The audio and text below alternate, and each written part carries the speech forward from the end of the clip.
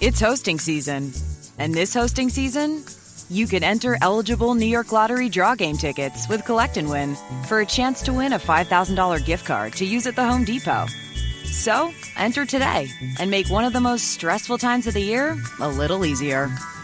The Home Depot is not a sponsor of this promotion. You must be 18 years or older to purchase a lottery ticket. You must be 21 or older to purchase a quick draw ticket where alcoholic beverages are served. Please play responsibly. Ended by 1/7/20. I'll say this for him, he's consistent. Well, he's been so consistent all year. Not the taste, consistency. Consistently, yes.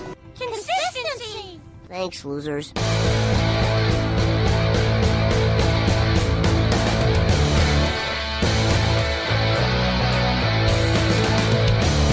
And we are back for the Fantasy Football Consistency Show. Welcome back. We are heading here into Week 15, pretty much the semifinals in most of your leagues. Maybe you go into Week 17. If you do, I'm sorry. But as always, we are part of the Full-Time Fantasy Podcast Network. Don't forget to check out all the great podcasts on there, but especially two extra ones, and outside of this one, of course. The Consistently Cashing on Saturday with Ron Rigney and Colby Conway, and also Colby and I then do the Prop Bet Consistency Tool. And speaking of Ron Rigney, he hasn't been around for a while. He's a busy boy.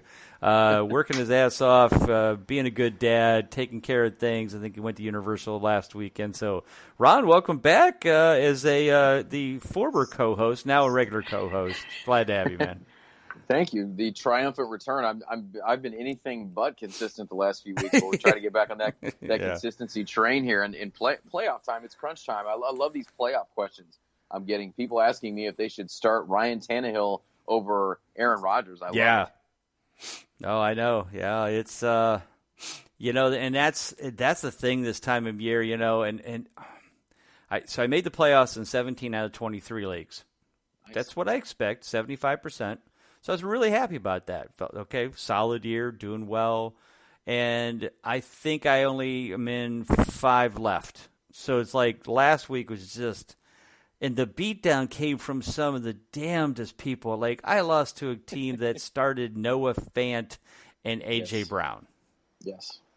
Like, 60 points combined. And it's that kind of stuff that I just sit there and go, yes, consistency is important, but when it's one and done, baby, there's nothing you can do about it. And, I know Mike Clay wasn't very happy with me this past week, and he brought that out on national radio, Sirius Radio, because I played Emmanuel Sanders and Austin Eckler. Well, I play them every week, so I don't look at that as a, bad thing. It's just, okay, yeah, they both went really off. I get it. But Mike was very disappointed. But, hey, Mike, look, I'm only in 5 left. You still have probably tons that you're still in, so you'll be fine. Anyway, but tonight we got, of course, the Ravens and the Jets going on. Lamar Jackson, Mark Ingram, Mark Andrews, maybe even a little Hollywood Brown will be mixed in there. For the Jets, we don't know what's going to happen there. I had guys like Robbie Anderson in some leagues, but I didn't start any of them. So I don't know if you started any Jets in any of your leagues, but I know I didn't. I think I may have had to start Le'Veon Bell in one, but other than that, and that maybe is not a big deal. You know what? I do have Robbie Anderson in one of my leagues. Okay. I do have him in, so we'll see. Yeah. Not too optimistic about it, though. No. I mean, there may be some garbage time because I have a feeling Baltimore's going to jump off to a big lead quick, and they already have 1 touchdown. So, and that was Mark Ingram. So help me in my touchdown-only league, long time. Big game there between the number 1 scoring team, but I beat him both times this year, so we'll see how that all plays out. So, speaking of Lamar Jackson, how about that for a segue? Let's talk about the top quarterback of the year, number 1 in fantasy points. He's about 43 points ahead of second place Deshaun Watson, 92% consistency. We haven't talked enough about this year, and I personally take responsibility for this. I kind of forgot to calculate the X consistency and throw that in there. But for those of you who don't know what the X consistency is, that's basically taking their average points per game and multiplying it times their consistency rate to kind of get a better feel for where they sit. And as expected, Lamar Jackson, 27.12 X consistency number.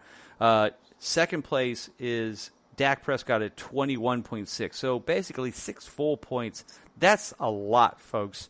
And it's because high consistency, high points, that'll do it every time. Basically, there's only even 3 guys over 20, Deshaun Watson, Dak Prescott, and Lamar Jackson. After that, it starts dropping off. Even Patrick Mahomes, granted, he's had some injury, but only 73%, 10th in total points. He's only 17.62 X consistency. Rest of them, I mean, there are a lot of guys that we'll get to them. But, you know, Ron, we haven't talked about X consistency enough this year. I promise next year I'm going to get it more into the mix because it is an important factor to look at for these guys who haven't played a full complement of games because of injuries and stuff like that, that they may be a little bit higher in their X consistency, that kind of stuff. But, you know, let's talk about Patrick Mahomes. So next year, you know, this year, yes, he was injured. Yes, he's had his struggles. But in the end, he's still 73% consistent. I know we expected him to be more up in the Lamar Jackson range in the 90s, but just not there this year. Well, I think we can write it off a little bit to injuries. He lost Tyreek Hill for a little bit. I mean, as you look towards next year, I mean, we know everybody's going to start all these guys this week in your fantasy playoffs, but as we look to next year, you have to believe Lamar Jackson's going to be the number 1 pick at quarterback. Sure. Probably will be like Pat Mahomes, 2nd, 3rd round, I'm thinking. But I really like Mahomes next year as a good value candidate because I think he might be that 4th and 5th round guy that we can get. And if he can get back to not last year's numbers, that's probably hard to fathom. But if he can get back into the 35, 40 touchdown range and play all 16 games, I think he's going to be a great value if you can get him in the 5th round.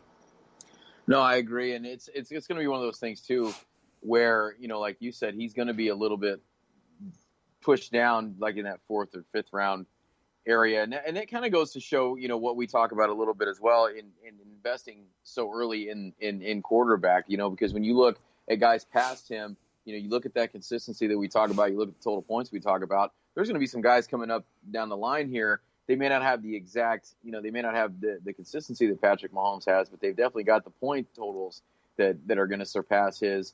But I think it makes me a little bit more likely to buy into him in yearly leagues because it was just really, really hard to pull the trigger in that for especially that 2nd and even that 3rd round pick for him this year. And I think Lamar Jackson, I can justify it, you know, him going a little bit, justify more him going in that range a little bit more just because he does do with his legs, you know, what we expect him to do every week. But, you know, it also makes me wonder, too, you know, Patrick Mahomes has been a little bit iffy since the injury. I wonder if he tried to come back too soon, possibly. Yeah, I mean, he's not been bad, but, you know, 73% still pretty solid, but he definitely was not like what he was. And I like what you said there, too. He's not going to get back to those numbers a couple of years ago, but if he can find somewhere to kind of settle in between last year and this year, I think that's a pretty solid pick in that 4th round. Right. I mean, you know, if he can get, you know, right now Lamar Jackson has 35 total touchdowns. All right. So, you know, last year Mahomes had 50. So probably about this time last year, that's where Mahomes was 35, I would assume. Probably give or take a few. So if he can get back into that 35, 40 touchdowns total for the year, you know, I think that he'll be right back up there and will be a much better value because you got him in the 5th round and not too early. I mean, as you said, I only got him in 2 leagues. I drafted him in the Scott Fish Bowl because, you know, it was one of those where I got him in the middle of the 2nd round and, you know, it was a 2-quarterback league. So, you know, I you know, was it the smart move? I mean, I got to the playoffs, but I got knocked out in the 1st round because Mahomes didn't have a great week this past week, along with other things too. But, you know, when he was hot, the team was great. When he was not so good. But, you know, again, this year, lots of other guys that are up there, you know, that were later round picks, like Lamar Jackson, like Dak Prescott, Josh Allen. You know, Jameis Winston was down there. I mean, we were high on him from a consistency standpoint because he puts up garbage numbers. He throws interceptions, which means he's got to throw more passes and more yards. He's 5th in total points, 62%. Not great. But that's 1, 2, 3, 4, 5, 6, 7, 8th. He's tied for 8th. So 5th in total points, tied for 8th, and consistency is 62%. Not bad. To be honest with you, if he's, you know, still there next year, which I assume he will be, and Arians is still there, I'll probably draft him, and if I can get him as my backup, maybe I get Mahomes in the 5th and get Winston in the 10th. I'm fine with that. So there's other guys down the road, but I think the thing we see more this year than I think we've had in the past is the disappointing consistency in some of the top guys like Russell Wilson, Aaron Rodgers, Kirk Cousins. We kind of expected a little bit more of those kind of guys that just aren't putting up the numbers we expected. Matt Ryan kind of down this year, 67%, 9th in total points. Kind of disappointing those guys. And I think Russell Wilson's the one that a lot of people are like, oh, MVP season, and he's been great, and he's been awesome. And, yeah, on the NFL side he has. But, from a consistency and from a fantasy standpoint, I can't believe that people got to the playoffs with him as their quarterbacks because, 53% or 54%, that's just not getting it done on a week-to-week basis. What are your thoughts on guys like that heading into next year? Wilson, Wentz, Rodgers, Breeze, just like we kind of looked at it this year. I'm probably going to not stay away, but certainly not draft them up in the, mid, 5th to 7th round like I looked at possibly doing this past year. Well, and I think with Rodgers, too, it makes him a little bit better value as well, kind of like we talked about with Mahomes. It pushes him down a little bit further if you want to grab him later on. I don't want to say that you'd get him as a QB2, but if you wait on quarterback and, stock up the other spots, I think that makes him a solid value. One of the things I want to point out about Jameis Winston, too, is, you mentioned the total points, the 310 total points, the 5th in consistency, and that 62% clutch rate. He's done that with 23 picks, 26 touchdowns and 23 picks. And you talked about that a little bit. But when you think about 13 games played and 23 interceptions, that's a ton. And if you own him, you know that. So that kind of shows you the eye-popping numbers he's putting up despite turning it over. Imagine if he was a guy that could put up those numbers and only has like 10 picks right now. He would be right about it. Hell, if he caught him in half.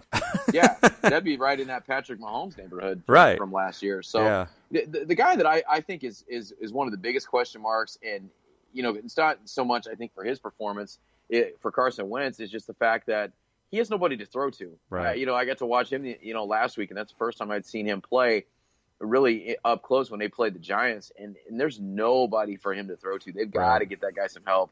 He's got the tight ends. They've got that part taken care of, but they got to upgrade that line. They got to get him some wide receivers. If they can do that, I think he could be probably one of the better values on here if they had some weapons around him. No, and I totally agree. I think next year he'll be a great value, and if they can, whether it's Deshaun Jackson come back healthy and stay healthy, and that's the key, or they get maybe a younger second, third-year receiver that might be available. I don't know who's out there going to be out there in free agency, but somebody that can give them a little more juice than guys like Aguilar and Alshon Jeffrey. I think Jeffrey can be good, but they got to get rid of Aguilar, and they got to get a guy in there that can stretch the field a little bit, open things up, and let Wentz, like you said, spread the ball around to people he can count on. So you're right, it's been a bad year. So all right, let's move over to the running back position.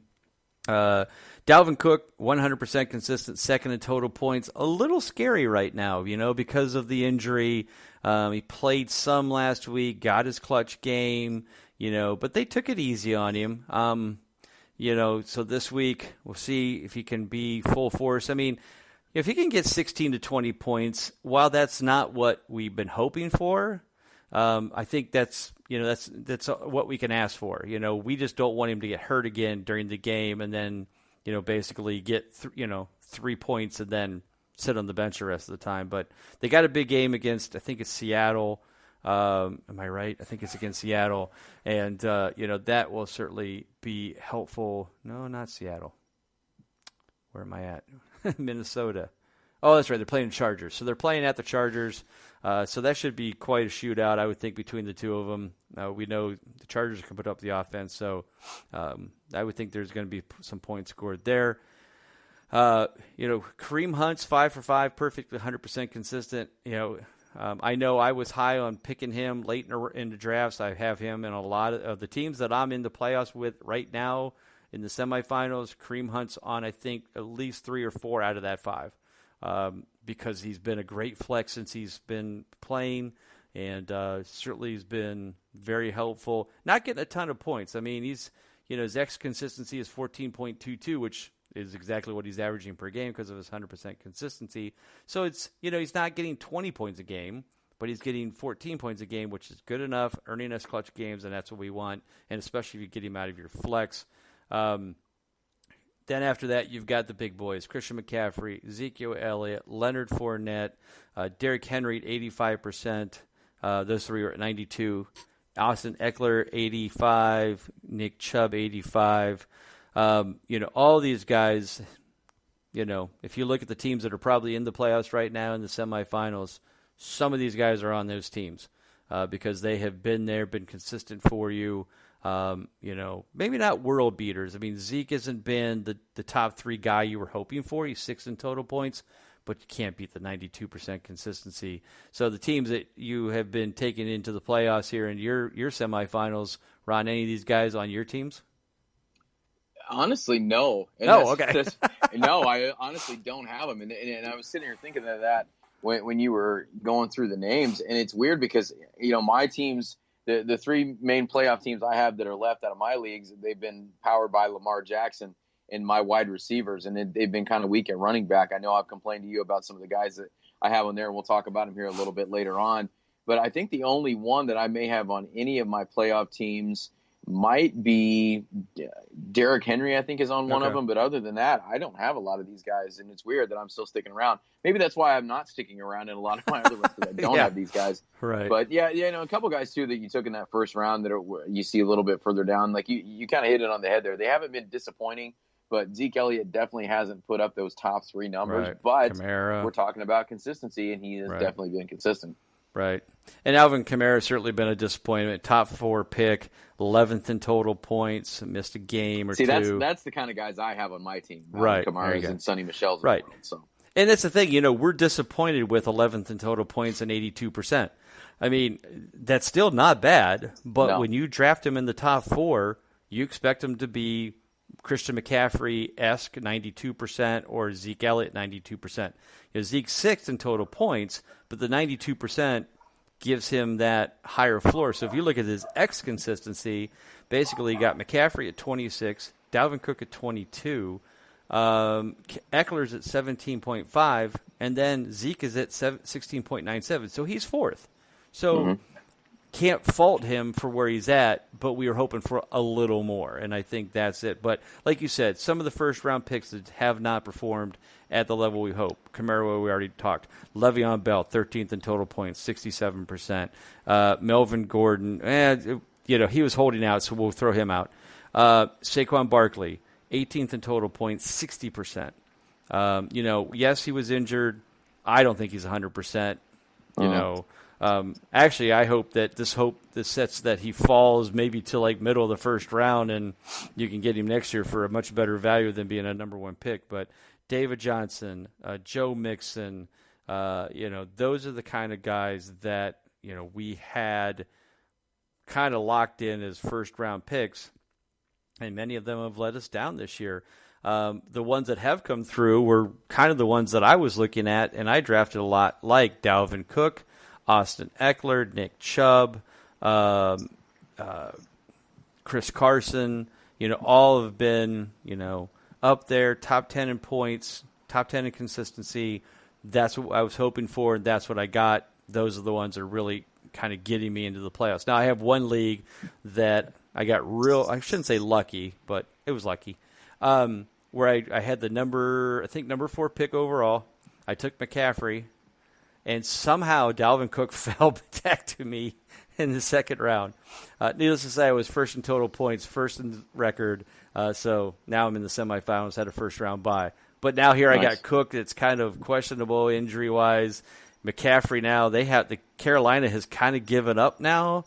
Not a great week last year. I mean, McCaffrey was okay last week. He was 24 points, nothing to sneeze at. But I'm a little worried that this team has given up now that Riverboat Ron has moved on, so we'll have to see how that continues. But those are the kind of guys that have been helpful. Overall, the thing I think we've talked about for multiple weeks is the fact that the running backs are the ones that actually have been kind of the most dependable this year outside of the other positions. Because most of them are near the top consistency-wise. It's the receivers that are a nightmare this year. When we don't even get a start, of course, on the tight ends. But any other running backs you want to kind of mention, good or bad, before we move on? I feel like what's kind of powered my teams at running back is a lot of these RB2, RB3 guys that I was able to get a little bit later that I've been able to pop into. Devin Singletary's of the world. I've got him in a couple spots. He's really come on and kind of helped me out. Ronald Jones had a little hot streak there for a while. He's definitely cooled off. But that's the kind of guys that have been powering my team. But yet again, guys like Kamara, guys, that we, like you said with Saquon Barkley, yet again, I think that's really what we start thinking about this time of year is, okay, especially if you're out of the playoffs. Right. Who are these guys that are going to get pushed down a little bit that I can get a little bit later on that I wasn't able to get? Because, I thought of something when you were talking about Patrick Mahomes earlier that you only have him in one league. Sometimes it's kind of fun just to draft these guys and you got to pay up for them a little bit. It's fun to have Patrick Mahomes on a team, You don't get him very often. So, maybe you can get your Saquon Barkley a 4th or 5th pick next year. It'd be kind of cool. Yeah, I mean, as we get to this time of year, while, like you said, you and I are in a bunch of leagues, so obviously we're still in some playoffs, but most of them we're not. But, already I look at a lot of these numbers now and I think, so is Michael Thomas the guaranteed lock for the number one wide receiver next year? I mean, he's number one this year, but and we always try not to use history to make our decision for our future, but I mean, if I'm a betting man, Michael Thomas is the number one guy off the board at wide receiver next year. Disagree? No, I don't disagree at all. He's been a machine as far as just the targets, the catches, the receptions, and it's helped him a little bit too. That Drew Brees I think, had a little bit more of an improved season than last year as well. Right. Well, but you got to remember 5 of those games were with Teddy Bridgewater. That's true. True. So I think, but it seems, and it could be part of the reason could be too, failure for anybody else to really emerge as a huge weapon on that in that offense too. We talked about Kamara being a disappointment. They don't really have a consistent tight end as well. So it could be just a matter of out of necessity. You're going to your best guy and you're feeding it to him no matter, what the situation is as much as you can. Well, and I think that'll be a thing too. What if the Saints go out and get a real number 2 wide receiver? Does that change our attitude on Michael Thomas? I don't think so. I mean, it might affect his numbers a little bit, but I mean, he's so far ahead of everybody else that I think that even if he slides a little bit, he's still going to justify being that first guy. Right. And I'm not saying he's still not a top 5 pick, but is he now still the number 1? Because right behind him is DeAndre Hopkins, 85%. That's a disappointing year for DeAndre Hopkins because the last 2 years he was 100% consistent in both seasons. I mean, it's sad when you look at a guy who's third in total points at 85% consistent go, dude, you sucked. But, and he hasn't, obviously. But we were so used to him being number 1 and just, being the guy and getting the consistency. And again, it's hard to be disappointed in a third in total points. But if you remember back in week 6 or 7, he was like 3 of 6? I think he was 50%. And, obviously he's put up like 8 straight, as we expected. But yeah, he was scary for a while that he wasn't getting the touches in that. And, Will Fuller's been in and out. Kenny Stills has been in and out. But luckily Hopkins is still the man. And again, I hope Hopkins falls to late first round and he could be my starting receiver. Who knows? Right up there at 85% is also Julian Edelman, a favorite of ours. I still think we're the only site that had Julian Edelman in the top 5 or 6 wide receivers ranked, and he's number 4 overall, and he's tied for second in consistency. So that went well. But then this is where it then just falls apart because now the rest of these guys are guys that we didn't expect to be in the 80, 70% range. DJ Moore, John Brown, Julio Jones we expected. Chris Godwin, more, a lot of us expected it. But Allen Robinson, not really. Jarvis Landry, we didn't expect him to be this high. We thought OBJ would be here, but not him. Devontae Parker, stop. Golden Tate only played 8 games with 75%. And that's it. We're now at below 70%. So it's not been a great year for the receivers from a consistency standpoint, especially the studs that we were counting on, like Tyreek Hill, Mike Evans, Keenan Allen, Tyler Lockett. Devontae Adams, T.Y. Hilton, all these guys below 70%. And that's not what we want out of our wide receiver one. What are your thoughts heading, again, we know where we're at, for fantasy playoffs, we're going with our guys that, have proven themselves worthy and are consistent, and, if they're healthy, they're going to be out there playing for us. We get that. But as you look to 2020, man, there's a big shakeup here at wide receiver, and I'm going to be really intrigued to see the ADPs for these guys, especially early on, because can we sit there and say Keenan Allen is still a wide receiver one when he's 62% consistent? And yeah, he's 11th in total points, but can we count on him? What about Devontae Adams? 60% consistency. T.Y. Hilton can't stay healthy. Stephon Diggs, 54%. Beckham, 54%. I mean, Juju. Ugh.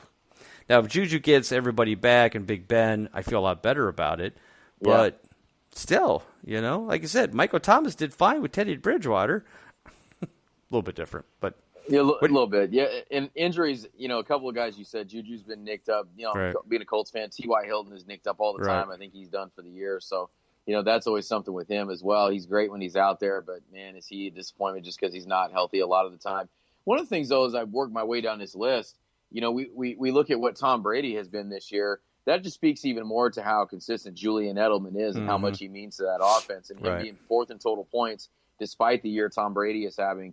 All that more impressive, but also too, it helps that he's actually been able to stay on the field as well. He's another guy that's been, known to get nicked up the last couple seasons. I want to give a special shout out to Allen Robinson, who is 100% my Kings Classic MVP this year at my flex spot. That nice. Is a target machine.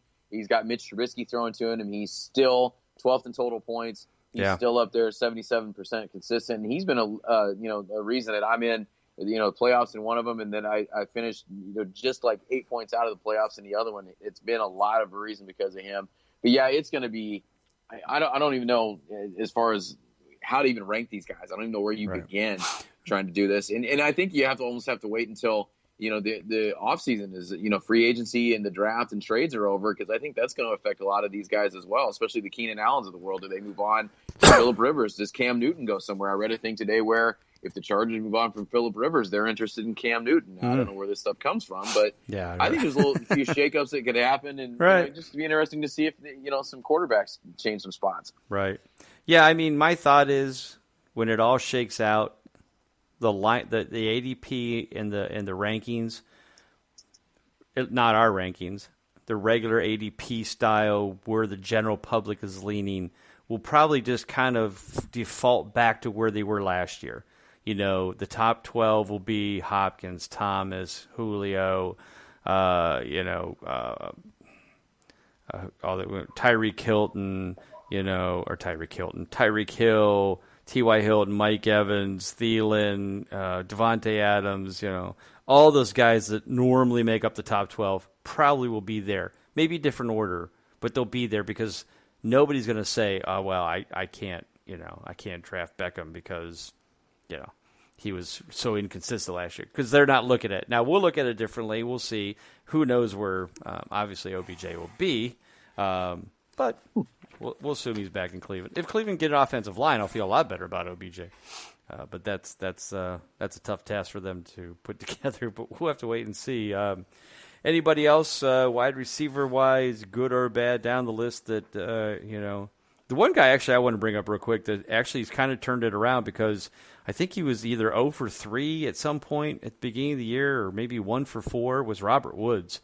He's back up in the 58% range, 21st in total points. I mean, there was a point where he was on page 2 of my list in like the 30% range. So he's done a nice job of turning it around and getting back up to, he's certainly not going to be the 80% he was last year, but definitely somebody that's improving. The guy that sticks out to me that I think is going to be a hot commodity heading into next season and has shown some flashes this year, I'm really impressed with what he is doing.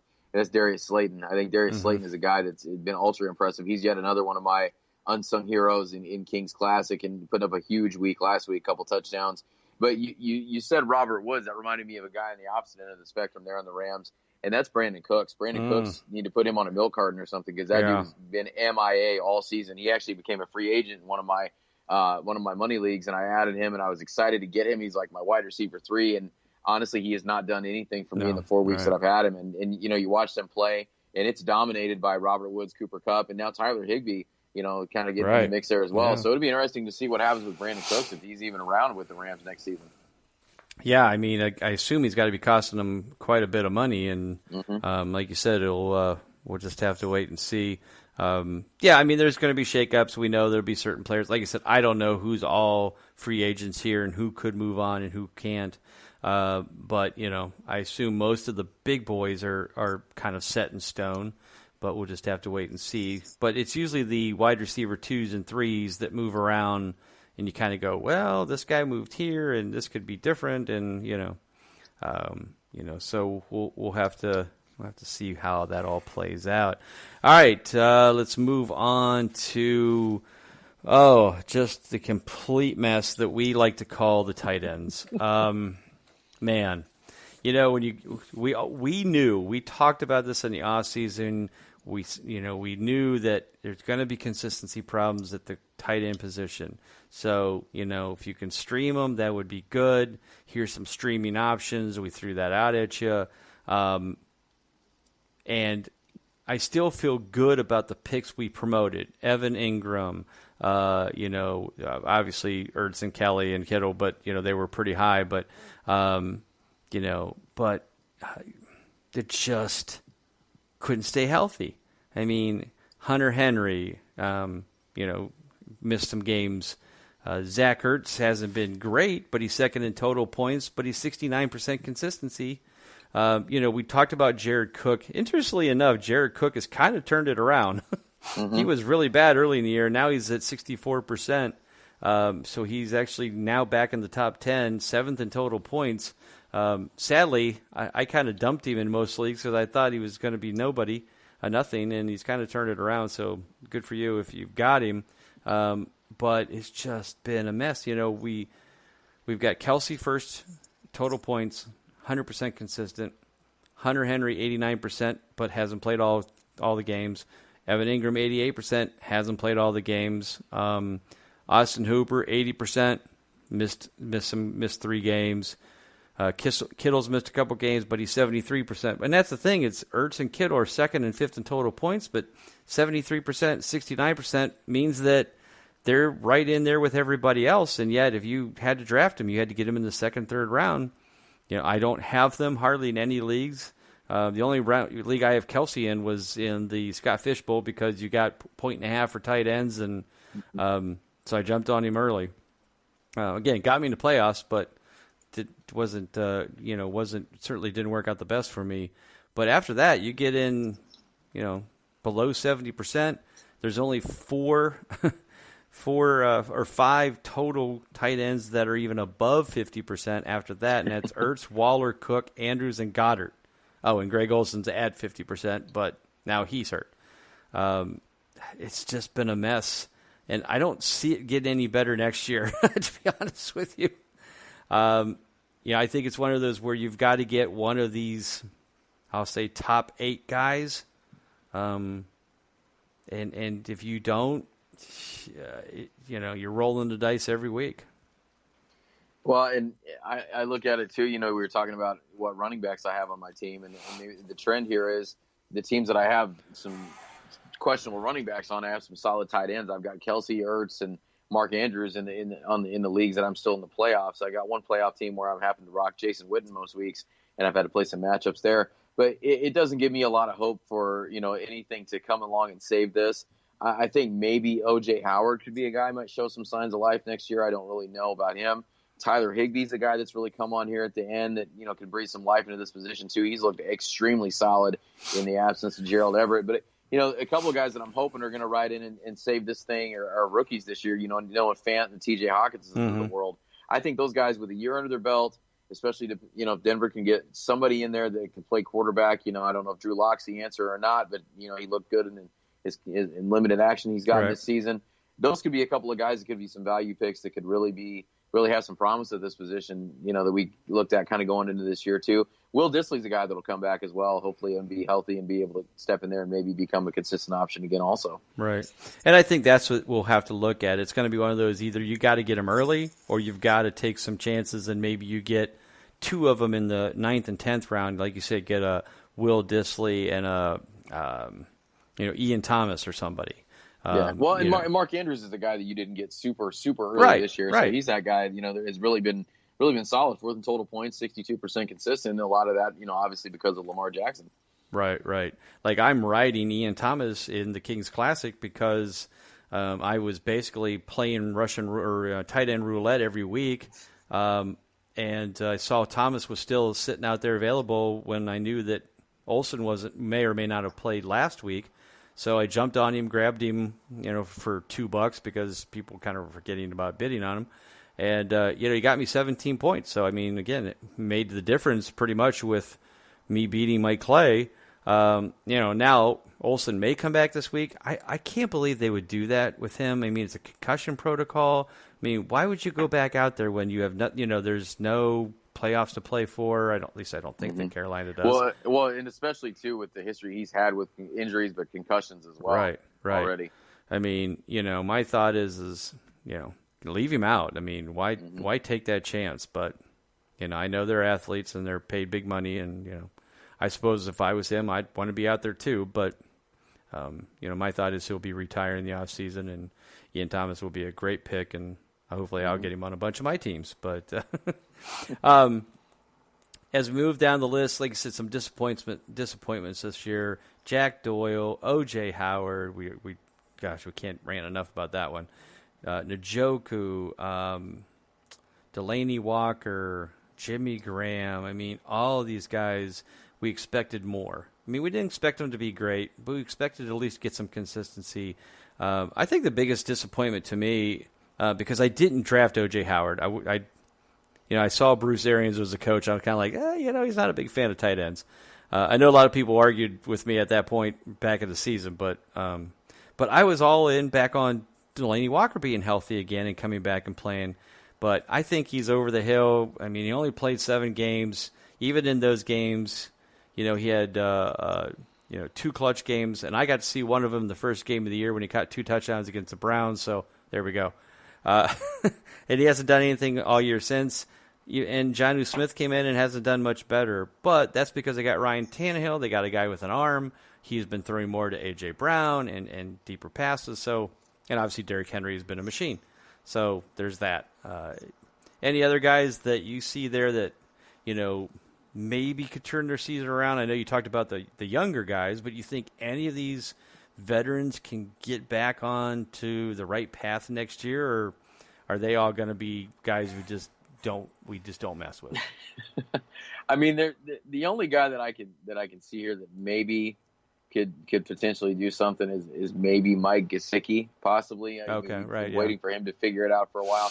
It's funny, in our NastyCast Slack channel, we have a football channel as well, and one of our listeners there, our guy Ben from Canada, he threw up the message there, rolling with Fitzmagic, Gesicki, and gosh, who was the third Miami Dolphin? But he's rolling with 3 Miami Dolphins. Maybe it's Devontae Parker. I don't know. Wow. But he's got his playoff hopes pinned on these 3 guys as far as playoffs. So that's something right there too. I was talking about Tannehill earlier. That's what makes this a fun time of year. People are counting on some Fitzmagic to get him through. But he could be a guy that just kind of lack of nobody else being there could step up and be an option. He's going to cost you nothing in drafts, and depending on what they do at quarterback. If they've got a guy that can sling it like Fitzmagic that has no problem getting it down the field, he's worth a late round pick, I think, to throw on your bench and see what happens. Right. Yeah. And I think, again, there'll probably be some movement in the off season. We'll see, guys go to different teams, might be better situations. Quarterbacks will move around. That usually has a little bit to do with the tight end situation as well. It'll be interesting in Philadelphia if they get some real wide receivers to go along with Alshon Jeffrey, and whether or not that's Deshaun Jackson or not. Whether or not Dallas Goedert kind of disappears off the face of the earth, because right now Goddard is their earning some clutch games. He's 15th in total points. He's 58% consistent. But it's mostly because, like you said, they have nobody else to throw to, so they have Ertz and Goddard out on the field at the same time because they need somebody to catch the ball. And, especially the other night, obviously in the bad weather, they weren't be able to probably throw the ball very deep. And so they certainly racked up some fantasy points there. But it's been certainly a struggle for Wentz. And, if he can get some guys, we might see Ertz probably maybe be a little bit more effective, and maybe we need less Dallas Goedert. But, I definitely won't be drafting Goddard, but there certainly will be people who look at the numbers and go, wow, geez, he might be a good wide receiver one or tight end one, but I would hope not. So any other thoughts, tight ends overall? Basically, folks, if you're out there, if you're still in the fantasy playoffs, congratulations. Hopefully you made it to the playoffs and your consistency paid off. The best thing, I think, Ron, I'll let you give your thoughts too, but is just make sure you feel comfortable and feel good about the guys you're putting in. I know, like you said, you're going to get lots of questions. Should I play Tannehill over Aaron Rodgers? And I always tell people, what answer do you want to give if you lose? Do you want to say, I lost in my fantasy playoffs because I played Tannehill over Aaron Rodgers? Or do you want to say, I lost my fantasy playoffs? Who's your quarterback? Aaron Rodgers. Oh, yeah, he had a bad week. You're going to feel much better about that. But if you play Tannehill and he gets 15 points and Rodgers goes off and throws 3 touchdowns, you're going to kick yourself for the rest of the year. So, feel good about the choices you're making. Yes, there are going to be some matchup choices between similar players in talent. That's different. If you're trying to decide, like my touchdown league, I was trying to decide between Mark Ingram and, Melvin Gordon. They both are talented. They both have the potential to get rushing touchdowns. I went with, the better matchup because of the fact that, Ingram was playing tonight against the Jets. Gordon's playing at home, but he's playing against the Vikings. That could be a shootout, but shootout usually means more Eckler. So I took Ingram. Ingram scored. But they're similar players in my mind, especially in a touchdown-only league. If it was a different, more yards and stuff like that, I probably would have went Gordon. But that's the kind of stuff you got to think about. And if you have any questions, don't forget to hit us up. We're both on Twitter. You got Ron at The Real Ma Day. You got me at Bob_Lung. Definitely hit us up. I'd be more than happy to help you out. So, Ron, I'll put it in your hands for some last words of your thoughts for people when they get kind of in the playoffs and kind of try to outcoach themselves. Well, it's funny because I find it with my history, you start to get cute and you start to do those things like Tannehill for whoever and start to make these last minute changes, and it's more often than not come around to bite me in the ass when I've done it, and you're sitting there wishing you would have just went with the guys that you drafted because it's great to get these shiny toys throughout the season, but I think we get caught up sometimes trying to look like the smartest guy in the room all the time, and it's a lot cooler of a story to say, man. I was going into that playoff matchup and I had to start Ryan Tannehill and Mike Gesicki and I ended up winning, and it's a better story, but I don't think it ends up happening that way more often than not. So you draft these guys for a reason. You draft Patrick Mahomes in the 2nd and 3rd round to get you that playoffs, get you that championship. You got to roll with those guys as much as you can. Now, if you've been streaming guys and you're throwing in, the Phillip Rivers of the world and the Kirk Cousins of the world, and you go with Ryan Tannehill, that makes a hell of a lot more sense than starting him over. Right. Yeah, starting him over any of those top guys that you got in those first maybe, that 4th, 5th, 6th, 7th round range. Right, but other things to look out, check for weather. That's a big deal for those of you, that might have, had players in that Eagles-Giants game. Obviously there were some struggles there, but look for weather, high winds, rain, snow, sleet, whatever. Make sure you pay attention to that, especially for your kickers. If you got kickers in your league, check out the conditions for them. Take a guy kicking indoors versus outdoors in bad weather. There's lots of things to look at. But in the end, make sure you feel comfortable with the team you're putting out there. I'm definitely a consistency, which means put the guys in there that got you there. Now I get it. If they're injured or if there's, matchup scenarios, certainly that comes into play a little bit. But don't overthink it. Don't overcoach it. So Ron, tell everybody where they can find you, and we got about 50 seconds left. We'll get out of here.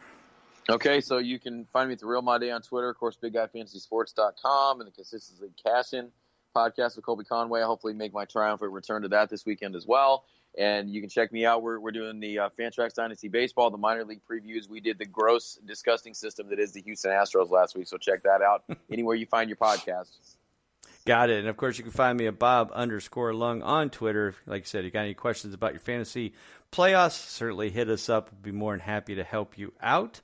And as always, you can find us on Big Guy Fantasy Sports for all the weekly reviews and previews and the podcast, of course, right here every Thursday night for the next couple of weeks. So everybody take care.